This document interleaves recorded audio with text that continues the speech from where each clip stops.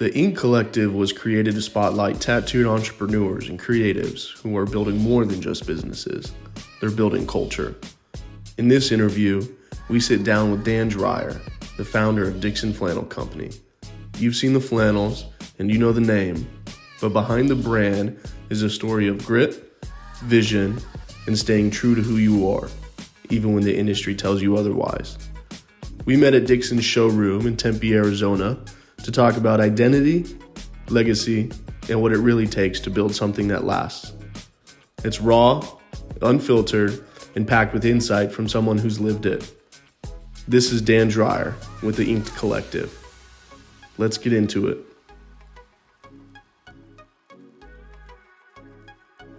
Well, before we start this, I wanted to say thank you for having us here. This is huge for us, and we really appreciate your time. Absolutely, my man. Honored to be here. Yes, thank you.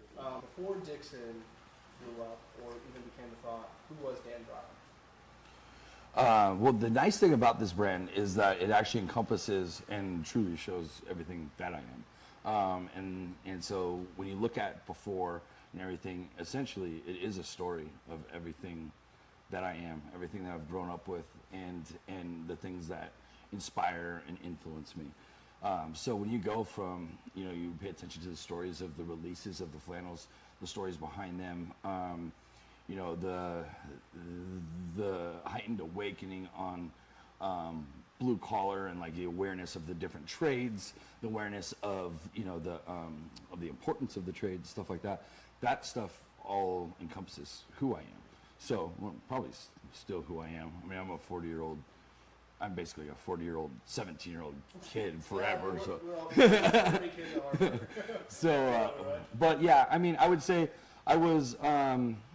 Mostly everything that I've done as an adult was in the motorcycle industry. So, me and my pops had a motorcycle shop, and so that's where I come from. I come from very humble beginnings and stuff, and I was born and raised in Anaheim, California. So it also, encompasses a lot of culture that is somewhat of, I would say like a melting pot of sorts, that blend of surf, skate meets lowriders and stuff meets the bikes, the style, the variation, the attention to detail, all that stuff. That's where that comes from, really. So, absolutely. Yeah. Speaking of attention to detail, how were you able to, transfer that into the clothing even before Dixxon was Dixxon? When you started with $180 in a dream, right? How were you able to transfer quality and build a community, behind that? As far as with Dixxon, build the community. So, realistically, I think that originality and being genuine is something that builds community naturally. Or something organic and grassroots, you will find your tribe essentially in life, And so the brand kind of did that itself. There comes a time in brand building where really, essentially, the brand starts to, it's finding itself. As you grow with with more influence inside of it and how you run it inside that brand, you have to start to let it breathe and let it do its own thing, because as an owner or as a brand builder, you can't necessarily always take your own brand on that journey, whereas it almost kind of starts to have to breathe on its own, and it finds its own journey as well. So in the very beginning, I think that what really brought it together was it was very noticeable that it was authentic because of how young I was and how long I was already around motorcycles, that it was like it all came from being in the know and knowing I knew what the consumer needed because I was the consumer myself. Exactly. Yeah. Yeah, I mean that was the lifestyle, right? Right. Harleys, partying a little bit. Yep. Just exactly what this brand represents. So when you started out with $180 a dream, I'm sorry, did you think it'd ever become into something like this? Oh no, I don't think. The thing is, I didn't know that anything could ever become this. So I didn't even that wasn't even part of that dream per se. I just wanted to make an extra $300 so I could support. We just had a baby. We're young, and my son's mom and I were living in Huntington Beach, California, trying to find out what that next step looks like. It's like, sure. you're in your 20s and you're at this time in California where everything's peaked out in pricing, and you're part of this generation that like we didn't get in where it's cheap or where it's affordable or anything like that, so you're trying to figure out like what do you do to make that next step. And so I was just trying to be able to pay my utilities and like want to sell a couple shirts, and so started out like just hustling at every motorcycle swap meet and every motorcycle event that I could, and that was on my day off, which was only Sunday at that time, Saturday night, Sunday kind of thing. And I was working around the clock already, some 60, 80 hours a week. So essentially, I never knew it could get to that capacity. I think that dream definitely changes over time. But even when I look back on it now, the only times that I was ever very lost in finding myself in the brand, or the brand finding itself, were the times where I did have vivid dreams of how big you could be per se, or what we see, the cars and the money and the flashy stuff, the Rolls Royce and all that stuff. Being grounded is when you really see that none of that stuff really matters. And I think that now the most important thing to me, as far as me being able to live my dream, is that I get to take care of my tribe at an elevated level.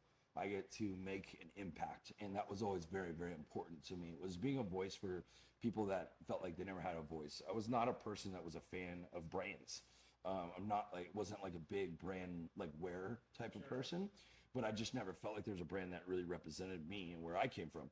And so I wanted to kind of set out and do that. And then also, in a way, what it kind of segued into was, as far as growing as an employer, and not so much as the brand, made it so that it was like I wanted to give a place to be able to have people that were like me, in the fact that they always felt like black sheep, have a place where they ultimately found a family and they call home, that would take care of them better than anything else, and they didn't feel like they kind of go against the curve. Yeah, no, absolutely, 100%. I think that's very important. We're very grassroots in what we're trying to do also, especially with this magazine. I don't really think there's anybody that is highlighting tattoo entrepreneurs in a way that we're trying to do. So it's a very important, like having people like yourself tell your story. It's awesome. Real people, like I said, do real stuff. And built it from the ground up. So was there a time where you thought, shit, I don't know if I can keep doing this? I think that large scale, well, I don't think I can't say large scale. I should say, if you're pushing yourself as an entrepreneur, you will feel that way even to now. So what is pushing yourself mean? Constantly pushing to be more, to be better. Yeah. So if you get comfortable and relaxed, and like in my life, I've become comfortable being uncomfortable. And when things get real comfortable and plush, that's when I start to really worry. Yeah. Well, You're you're kind of in a hole right now, right? Yeah, you start to, well, I mean, I even think then, like, your bills are paid, everything's going well, it's just kind of quiet, maybe, everything's running on its own. That's most uncomfortable to me. That's when I start to, that's like when an alarm goes off and says like, wait, why am I not stressed? Like, why am I not, and essentially what that means, and what it means, that these people are putting their careers in my hands. Like they have to trust me to know that everything that they feel in themselves and what they deserve out of life, that I have the direction to take them to that place. And essentially it comes down to each and every one of them, but I make it my job to carry that weight, to know that I want to be able to provide the place that they can grow in themselves, like way beyond them that they ever thought. That they could make more money than they ever thought they could, that they could express themselves and get to, a next level of craftsmanship that they ever, thought in whatever arts medium that they do, like per se, our photographers, our videographers, our artists, stuff like that. And so realistically, have I ever had a time where I'm like, I don't know if I can keep on doing this? It happens, weekly. If not, I guess I would say I'm thankful it's not daily. That's just kind of what comes with being someone, being someone that has that kind of mindset, right? Right. I mean, right now I'm going to school, I'm doing what I'm doing, and I'm working at the same time. So Right. That's fucking stressful. Mm-hmm. And there's some days where you're like, how the fuck am I not spiraling? Oh, yeah. How am I not? How am I going to keep going? It's almost like it's a skill set of being able to deal with the pressure and being so used to the pressure. and knowing that it's like, you know, that in turn takes it takes a certain type of person, Yeah. you know. But then at the same time, it could be a learned skill set, I think, that you acquire over time, you know. There's a quote, if I remember it correctly, I'll probably paraphrase it. It's from the podcast, and there's a quote that has resonated with me since. It was, if you can live 2 years like most won't, then you can live the rest of your life like most can. Yes. You know what I mean? So once I heard that, I was like, that's Yes. huge, and it's so true. You know what? I'm glad that you brought that up. I used to live by that, and I haven't said that in a long time. Yeah. And yeah, you're right. You know, it's like that used to help me get by, to think like, you know, there's always something on the other side. This is going to be worth it. You know, this is, you know, just put your head down. It's going to be worth it. And it's so true. Being organic and real, and not being about profits like everybody else is, at least in the meantime, well, obviously trying to get by because everybody needs money, Right. but building a community of people that represent what you stand for is huge, and that's awesome. So I applaud you for doing that. Thank It's you, not man. easy, I appreciate that. That's not easy. But yeah, I mean, Well, they say, you know, if you ever think about it, just from, you know, the level that this applies to everyone, you are the sum of your surroundings, correct? We would all like to think that we are strong enough to not, you know, adapt to every situation, or not take on everything from everyone, or I can be around my friends that are like this, and it doesn't mean I have to be like them. The thing is that it is a very true thing, and if your tribe does find you, but as life progresses and as we change as humans, you know, hopefully, I mean, I'm the type of person that hopes that I will change. If someone says to me like, "Hey, man, you've changed," I'll be like, "Fuck yeah, I didn't come this far not to." yeah, you're like, hopefully, Yeah, I hope that I'm a constant evolution, right? But you are, and so essentially, you start wanting to be around people that will never let you get stagnant. You know, my best friends will not, you know, will call me out and just be like, "Dude, you in a rut or something? Like, if you want to talk about it, that's cool. But I only ask because you usually would be charging this harder, or I've noticed that you're not creating as much, or I've noticed, blah, blah, blah," you know, something like that. It's not even because I look bummed out. I'm living an amazing life. But if I'm not constantly pushing myself, the kinds of surroundings that I have are going to call me out on that, you know? Well, not just that, but I mean, that mindset is what's carried it and to carry Dixxon to where it is today. Absolutely. So I mean, if you lose that, or you slow down and you take your foot off the gas pedal when it comes to that, then I mean, it kind of misrepresents what Dixxon stands for. Oh, right? yeah, Or absolutely. you yourself. So Yep. yeah, that's huge. Okay, so I don't really want to talk about the brands anymore. So I wanted to go to a little bit more on culture, identity, and ink, because I think that's very important, especially with what we're doing. So how have your tattoos or personal image, you know, affected you even before Dixxon, you know, became a thing? Yeah, so. In the last 10 years, I've mostly only gotten like my my neck tattooed and my head tattooed. So realistically, if you rewind 10 years ago to 20 years ago, most of my tattoos that I have were there.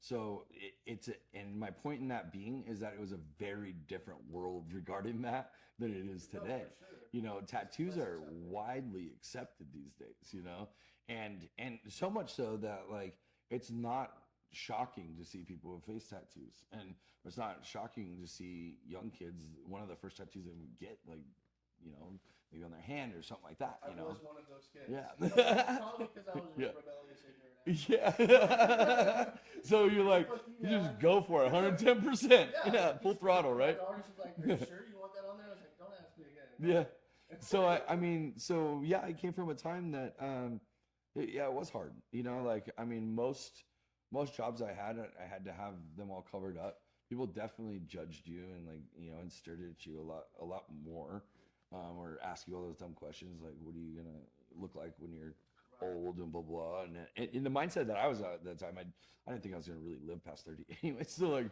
I didn't really, you know, really mind. But and you know, I ride motorcycles, so it's like that's something. When that's your life, you start to two things that come from that really is, one of them being very grateful for all the small things in life, because you never know when you're going to die. And then two, just accepting the fact that it's worth it to you to constantly push the limits of whether knowing damn well that it's not an if and it's a when, and that will happen one day, you know? And so when you start, you know, kind of thinking like that, you kind of like, I think it takes some of the leniency out of, you know, how you are on yourself. And it makes you much more proactive in certain ways too, though, because you don't have time to fuck around and not do the things that you're dreaming about doing. It's like, it's now. Put action. I want to do this. Fuck it. Let's do it now. You know, I had this idea to do this. I'm not going to mull on that shit for 6 months to a year. I'm going to fucking do it now, But you know? something that I even heard you say, consistency, even with that aspiration, is the most important. Because even if you don't see success immediately, or you know, later, what have you, the consistency in something that you truly believe in is necessary. Oh, Right? absolutely. Because I mean, how can anybody believe in you when you're not even consistent in an aspect of yourself? 100%. Right? So, I think that consistency is key. I mean, we all know that it is. We're supposed to know that, right? We see it. but it's Everyone hard- tells you it's that. hard- yeah, it's harder you know. to actually follow through with a lot of things. Absolutely. Than people realize. You know, I take myself for example. I've tried everything under the sun to not do a typical 9 to 5. Right. Right. It started as an e-commerce business. It started as, you know, selling sage at 14 years, whatever it was, and then, you know, opening up an HVAC company. And for some reason, all of those fell through because I realized it was more for profit Right. at the end of the day than it was passion. It was passion for profit, not passion for people. And when I found something that I truly loved and wanted to connect with people on a deeper level, like we are right now, the money is kind of just something that may come out of it at the end.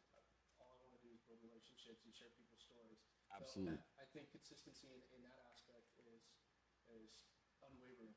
Yes. Nobody can tell me otherwise.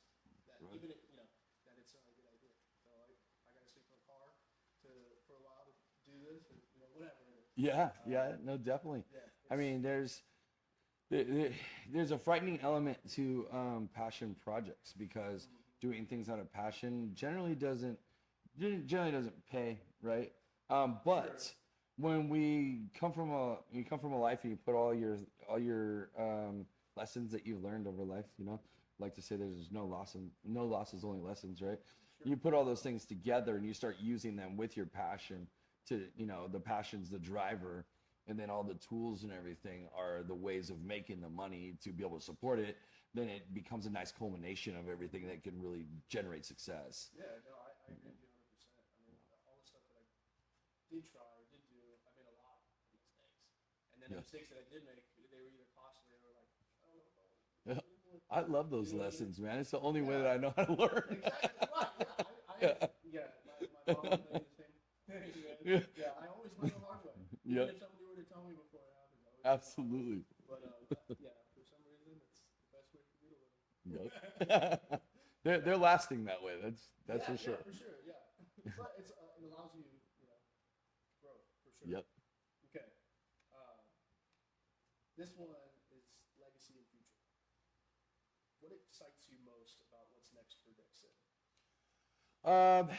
You know what? What's exciting me currently, I would say, I finally kind of pulled the curtains back and decided to stop saying no, like, you know, say doing interviews and stuff like that. This one, for example, and because before I started noticing, I was feeling very comfortable in my creative little box, you know, and I liked it. I liked just creating. Like that's my passion. That's where the passion's at.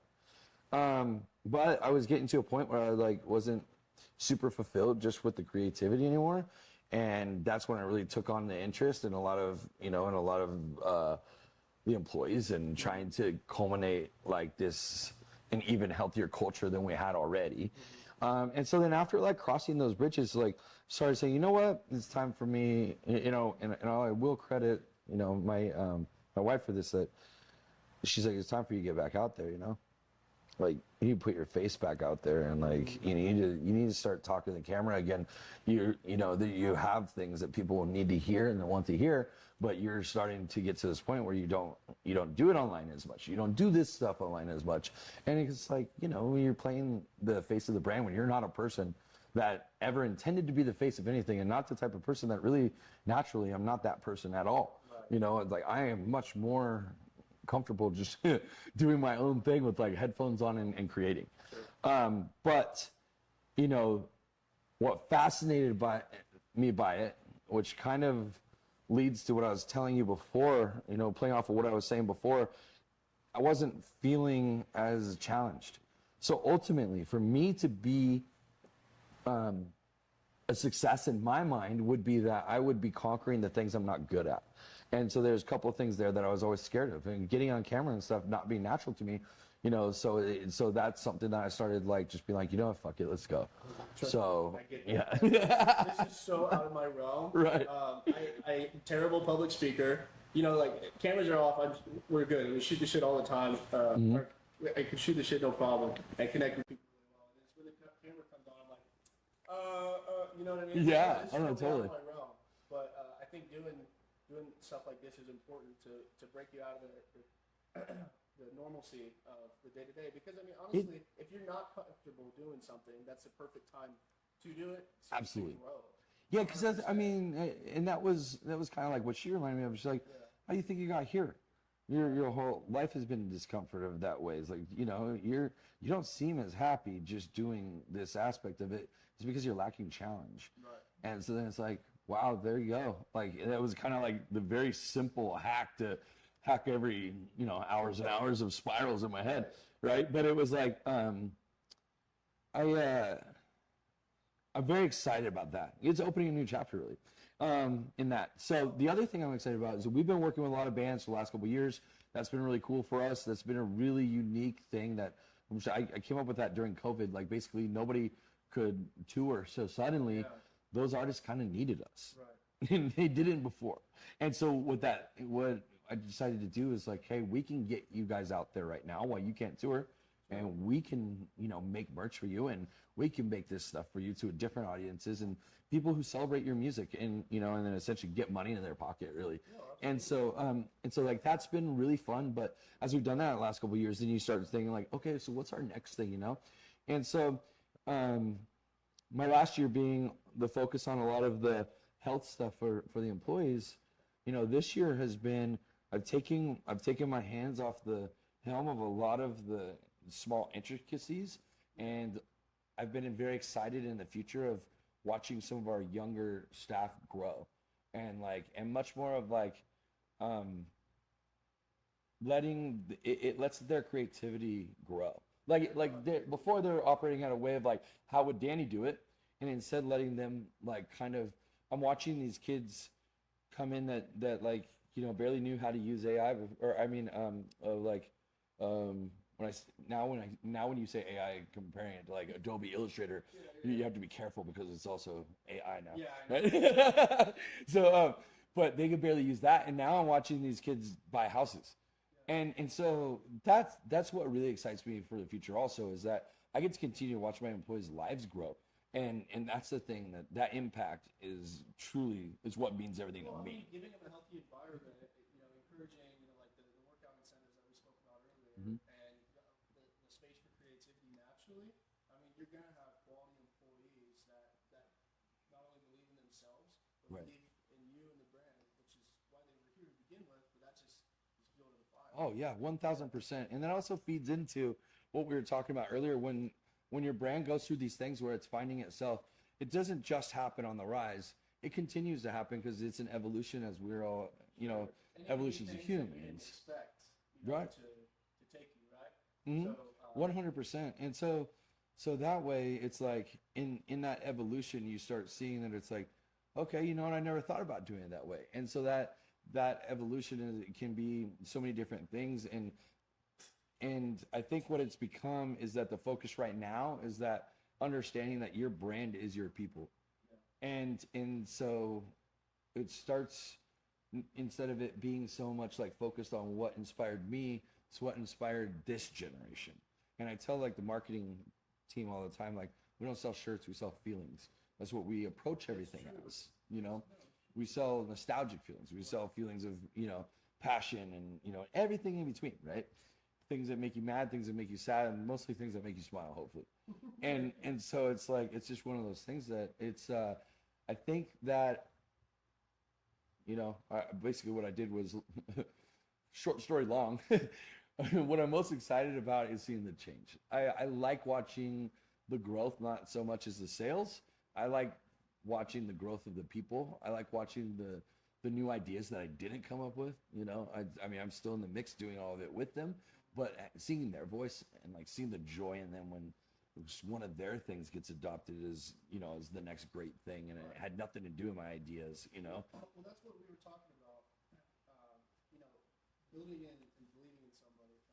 Sorry, I lost my train of thought. My brain, ADD brain over here. Yeah, I hear ya. Big squirrel.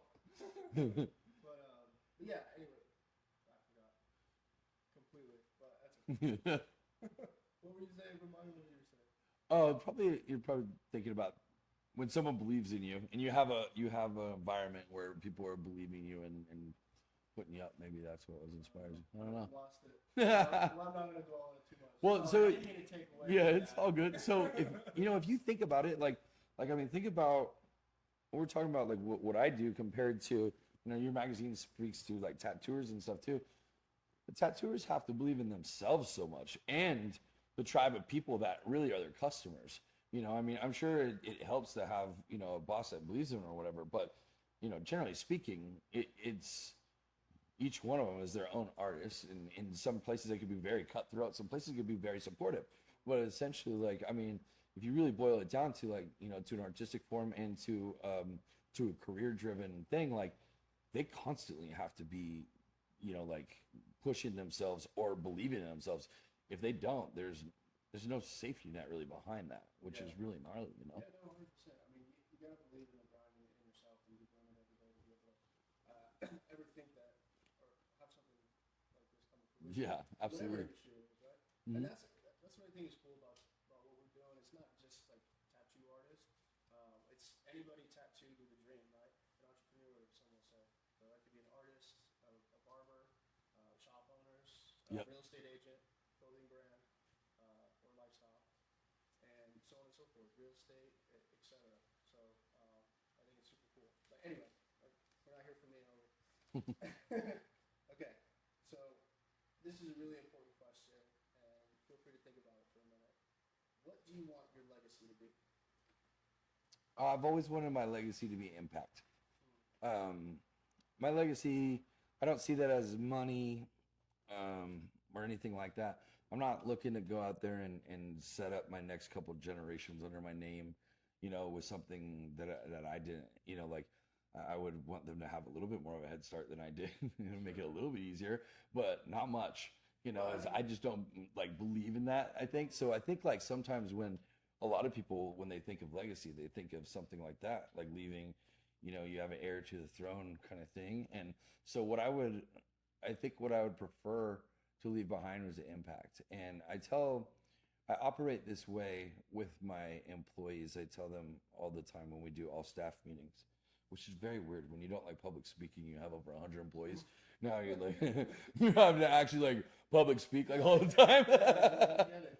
Yeah, Not volume, but I get it. and so what I try to tell them is that my job here is to give you the best tools possible and give you everything that I know so that you can do the best that you can. Whether or not that ends up in this building or not is not what my worry or concern needs to be. If I provide the place good enough, then you'll like it here. Or if you're even driven past it, you will most likely end up, you know, on your own or something like that. But what I hope is that there will be one day that, you know, that could take 10 years down the line where you look back and say, man, that guy really fucking helped me out. And because this one thing he told me, blah, blah, blah.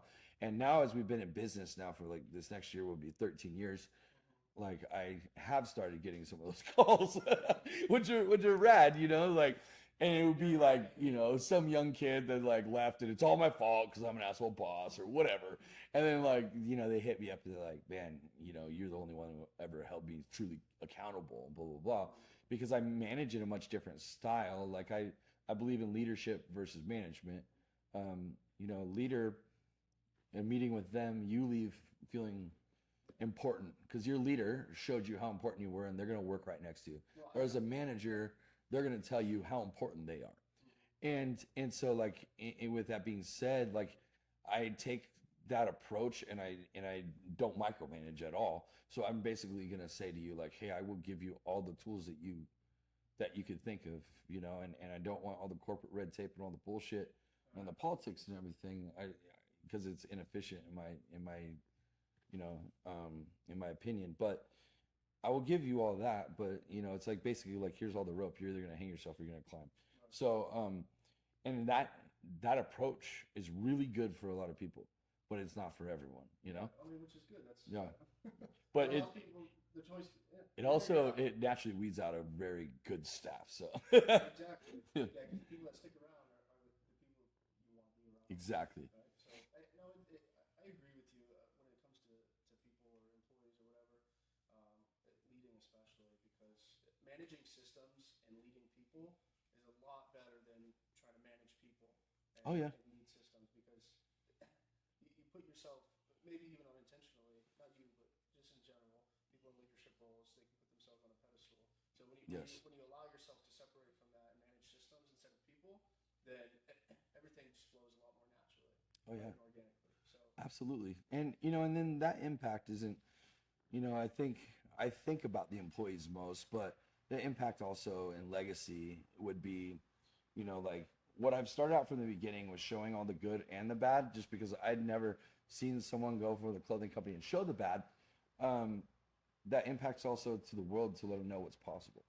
You know, so that when they're like, well, I don't know, like you know, like I don't know how to make ends meet, you know, it's like you could look back on someone like me that said like, dude, you know, we didn't know how we're gonna pay our bills, but I'd find free shit on Craigslist and fucking try to flip it, or if I was flipping bikes, or if I was doing this, or if I was doing that, anything I ever had to do. It's not like Dixxon was his first hustle that ever happened, and then it just became massively successful and got super fucking lucky.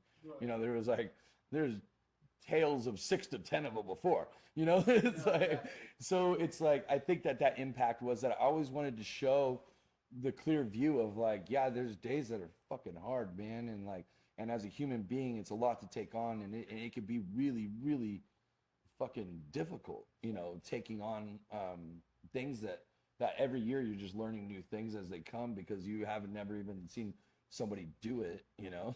There's not, just like doesn't come with a manual or anything. But it's just like, you know, it's like one of those school of hard knocks thing, man. And I the journey is irreplaceable. It's just like it's something close and coveted that nobody can ever take from you, and the things that you learn. And so then you start like looking at what you truly want, and yeah, what you truly want in the end is like just hoping that, you know, you can make a difference in someone else's life to help them out. yeah, impact is huge. Yep. That's why we want to connect with people like yourself throughout various industries. So I love that a lot. Let's see. What is something that for a young entrepreneur or somebody that's trying to build something from the ground up, from nothing? What's some advice that you would give them? So it's funny because you thought the last question would be hard. This one's actually harder, way harder for me. I get asked this like 20 times a day. So yeah. So I generally tell people just to work hard and be resourceful. Because the thing is like when I was growing up, or at the time that I started this, it's like we didn't have as much content out there. So like there was some podcasts, not a ton of them, none actually showing like the real raw content of how hard everything can be. Nobody like laying it all out there for you. Now you have like coaching clinics, and you have this and that, and guys groups, and all kinds of entrepreneur this and entrepreneur that. You're never gonna make $1 million if you don't go to this fucking clinic. Blah blah blah. All this stuff. It's mostly run by people that have never even actually built anything. Buy my fake course. Yes, buy my fake course. Well, I get rich. Yeah, it's like. So when I say resourceful, it's like, dude, all the answers are out there, and we're in an age where we have a computer attached to our hand. It's like it's all there. You can't expect anyone. It's like weight loss. Like me expecting that, like, hey, like and this is funny because this happens. I like actually forward the shit like to my wife, like, this thing says I'll lose 10 pounds like this week. And so it's kind of, yeah, but I ordered it. But it's like, it's kind of the same thing. It's like nobody's going to give you that secret. You just have to go out there and get it. You know, you got to, I would say that my advice would be, don't be afraid to be the beginner, because you are and you deserve to be. Always respect those who came from before you and respect your elders, just as our parents would have taught us. That's a very easy one, but it seems increasingly hard to understand today. Yeah, it seems like morality, along with many other things. Yeah. And it's starting to go down the drain. And, Yeah, well, that's- technology has a lot to do with that too. It does, and in the way that, you know, the way that that comes to shape society a little bit, for sure. But I think that it's very important in business. It's like, you know, it's just like friends. Fast money is not good money. Fast friends aren't good friends. You know, you got to take your time. You know, there's a reason for processes. There's a reason for gradual steps. There's a reason for lessons, you know, and it's all part of life. And so it's like, if you're looking for it to happen quick, fast, easy, none of those things fucking belong in the same sentence. Yeah, well, you're You doing know? it for the right reasons anyway. Yeah. And so that's the other thing, is that that brings up a great point. Thank you. Is the other piece of advice I would say is that, you know, never start with the what, start with the why. Why are you doing this? And lead that why, and make sure that you check yourself always on am I still operating on the same why? Why are we here? Me and my brother-in-law, who's like my right-hand man, Chris, we have like pretty much like every 6 months we kind of end up, it seems like, in this kind of conversation. Like, and I'll just like check on him, or he'll check on me, like, hey, you happy? Like, good? Like, That's kind of rare, you actually. know, and like, hey, what do you want? Like, what is it that you want next? You know, and like, you know, is it you want a fucking jet? Like, or where's your head at? You know, and he was like, and the thing is that our exchange of words, like, you know, even in the last couple of years, has been like, you know, you're kind of like just going to check in on like where they're trying to get to. You know, our focus is still the same thing, or are they not? You know, and because it helps that they actually usually are different and they're diverse. You know, and the commonalities the last couple of years have been that it was just like, I want to do this. I like having fun. You know, I like, fucking almost getting choked up saying this. He's just like, I like coming to work and doing this with you. You know, fuck. That shit, that like, it means a lot to this brand, and it shows you how fucking emotional I get about it. That family is such a huge part for us, and so you can get lost in all the like, what do I want? I want to do this, and we sell a company for this much. We can do this for this much, or like we can live this life, or we can live that life. And what we learned is that that's all just kind of a farce. It's like, what the real magic is what happens here. Yeah, the real magic is people. Yes. Always. That always has been. And, Yeah. Companies and other brands, they don't focus on that because it's fucking money. Absolutely. But I love that. I think, you know, people and connecting with people, you know, is very important. So I love that. So I think your light's too bright. It's making my eyes water. That's probably what it is. Yeah. Yeah. It's just funny, like thinking about those things though. It's like, you know, the interview brings up a lot of things that are very important to us, you know. And but it's cool because that's how it really is here. No, that's why, you know, this is our first actual in person. A lot of our interviews that we've done it's been remote. Right. You know, especially for the magazine, you know, with interview question. But I think this is a really good start to building a legacy around tattooed entrepreneurs like yourself. Absolutely. I don't know what's It's cool because there is actually an increasing amount of them. Like, I think when I was first doing like public speaking stuff, I felt like I was like the tattooed clown they call in to like round up the lineup or something. I used to feel so out of place, you know, especially with tattoos. Yep. You know, judged for it, especially on the hands at a young age. Yep. You know, you're gonna get a good job. You gotta get those removed. And, Right. But you hear that from so many people. Eventually, you're like, fuck, maybe I should. And then you know, I don't know what it is. Maybe it's a flipping the switch. And it's like, no, I'm gonna double down on that because I got this for a reason. It was a part of me at one time in my life. So Right. I'm gonna double down and build something around it. Absolutely. Be you and be true to yourself. Yeah. And that's all I can be. I don't owe anybody anything else. Yep. Yeah. So 100%. okay, sweet. is there any other questions you think I should be asking? Because No. I think we pretty much covered a lot. I think that's pretty good as long as you guys have our information as far as like, hey, this is who they are, Dixxon Flannel, or Dixxon.com, blah, blah, blah, all that kind of stuff, which I'm sure you guys have. Something I did want to ask, because I read something in I think it was Gallup Sun News. I think it was this summer about the warehouse donation to what was it again? The affair. Oh, okay, gotcha. Yeah. Yeah, so we actually do a ton of charity work. That's another driving factor in the whole impact deal, right? Every single month we have at least one charity that we focus on, and so that way at the end of the year, I mean, now we've gotten to the point where we do millions in charity each year now. But we did this thing in the warehouse because we have the space at headquarters here.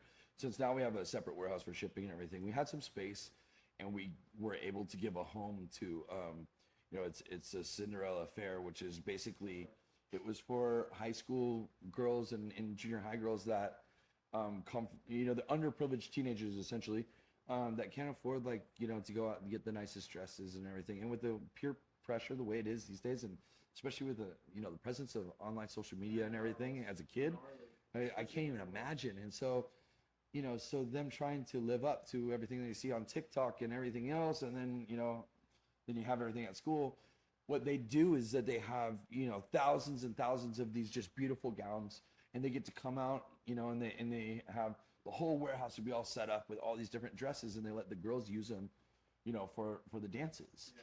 And so it was really neat because actually, there's one of our employees, she broke down in tears, told me one day, she asked if she could talk to me. And she's like, I was one of those girls, and this company helped me. And she's like, and this job means so much to me. And she's like, and then now there's this link with what we do there. And she's like, and she would be in tears almost every day, but out of happiness, right? Yeah. That she's putting everything on the line for a company that wants to be involved with stuff like that, right? Yeah. So this year we were able to do, we did 400 dresses so it was 400 local teenagers essentially. And it was moving, man, meeting the people that were behind the cause and everything, that you talk about passion projects, I mean, there's a lot of good people out there doing really, really incredible things despite, what our daily, force-fed shit that we get, and it's really neat to be a part of, and that's a driving force in this brand too. Some days that's what keeps us going. And so, we did a Make-A-Wish here just last month as well, which was amazing.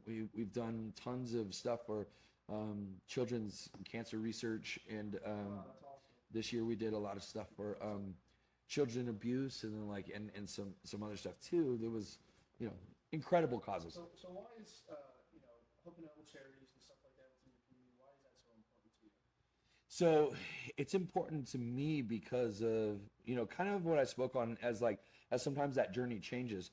That's been a consistent from the beginning. I remember when we first started doing financially well, I remember my ex-wife and I, we cut back on gifts for the kids at Christmas, and we made Christmas all about we would take 2 lowriders out and fill up the trunks completely with Christmas toys, and made the kids be a part of it too, because I didn't want them to feel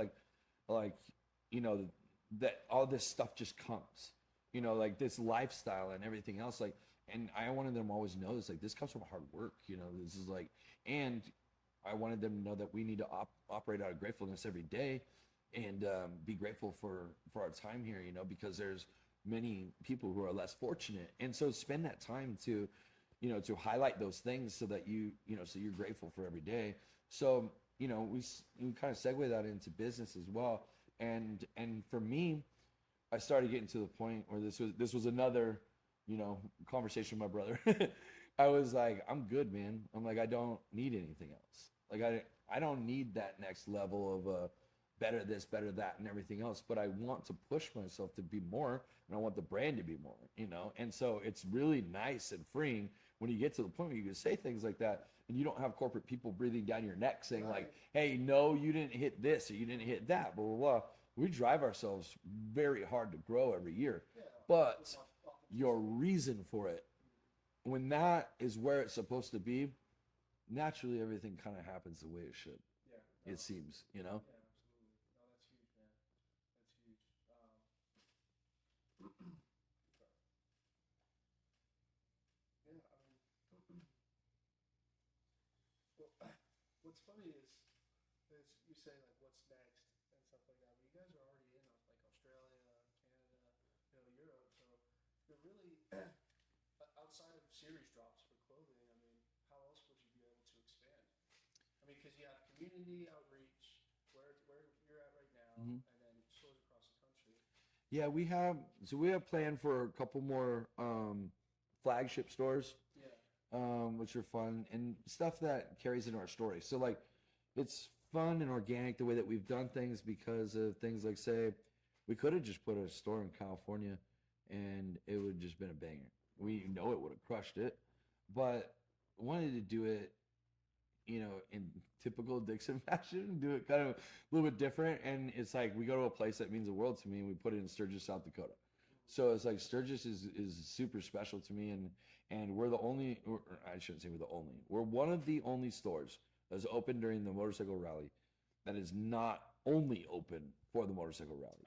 We stay open year round. In that way, we staff the local, like, they're mostly youngsters. Like, they're just phenomenal kids. Like, some of them, like, half of them are still in high school. And just, like, great, they come from great families. They have great work ethic. They're awesome. And so then it makes it more of a hometown feel there. And then we're able to turn around and put that money back into that community.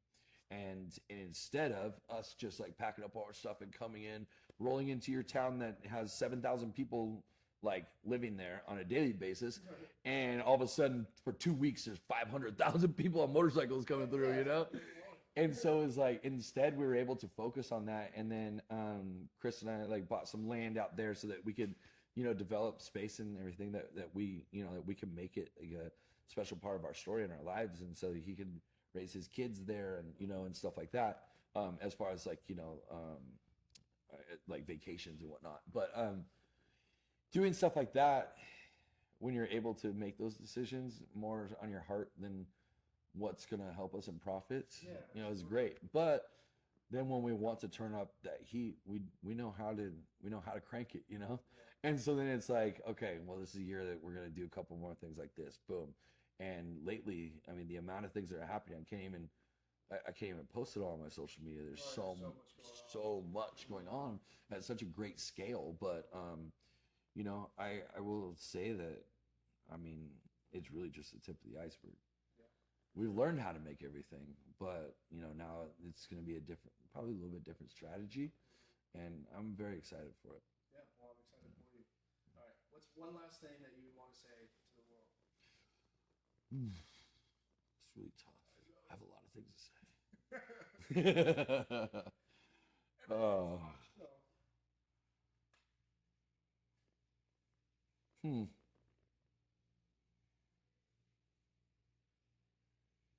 That's really fucking hard. God. One last thing I would say to the world. I think if I were able to say anything, and it'd be like the last thing I said, I would say that to be grateful and be very simple about that. All the most beautiful things in life, having seen some of the highest highs and the lowest lows, I've learned are the simple things that happen every day. Yeah. So live simple, be grateful. Yep. Absolutely. And it costs you nothing. 100%. Well, maybe a little bit of your sanity. Yeah, exactly right. Well, cool, man. I really appreciate you being having us out here and doing this interview with us. It means a lot. Absolutely. Honored to do so, man. San Diego, down in Arizona. I've never actually been to Tempe. I've been to Flagstaff and stuff like that, just typical summer. Yeah. Summer trips, but it's cool. I like this place. Yeah, it's a cool little spot. It's kind of, yeah, it's hot, man. Yeah, that's. It's dry heat though, which is good. I told you I'm always up for a challenge, so I have a flannel brand in a place where you can only wear them for 3 months, 2.5. You're right. Yeah, talking about challenge. That's no, yeah, I love it. I'm San Diego, and I moved to the mid-south, so Mississippi. So I'm very familiar with hot. Yeah. It's a different kind of hot, you know. Oh yeah, the 80, dryness. 95% Yeah. humidity. Yep. And when I get into an environment like this, I like it a lot more, and I can Yeah. stand it a little bit more. Oh yeah. Anyway, I appreciate it. All right, man. Absolutely, dude.